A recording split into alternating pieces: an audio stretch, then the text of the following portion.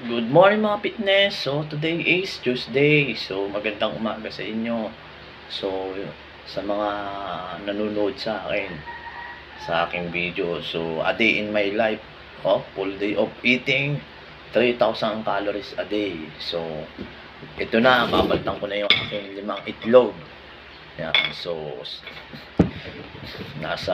ang isa nito is 13 grams of protein. Yan. So ito naman yung gardenia slice, yung medyo mataas yung kanyang carbs, tapos mababa yung protein niya.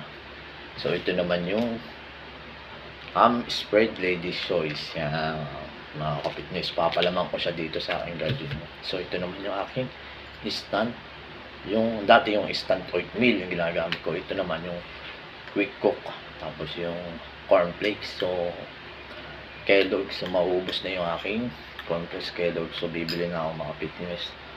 So nilagyan ko siya ng anlin. So yung anlin kasi meron siyang protein, bones, joints, muscles.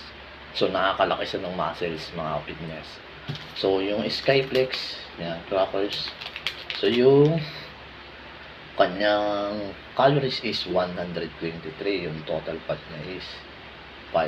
So mababa yung kanyang protein mga kapitness. Yan. So yan. Nakadepende pa rin sa goal mo mga fitness. Kung anong goal mo. Kung gusto mo lose weight, magbabawas ka ng pagkain. So kung gusto mo magpalin, so iibahin mo yung lifestyle mo sa pagkain.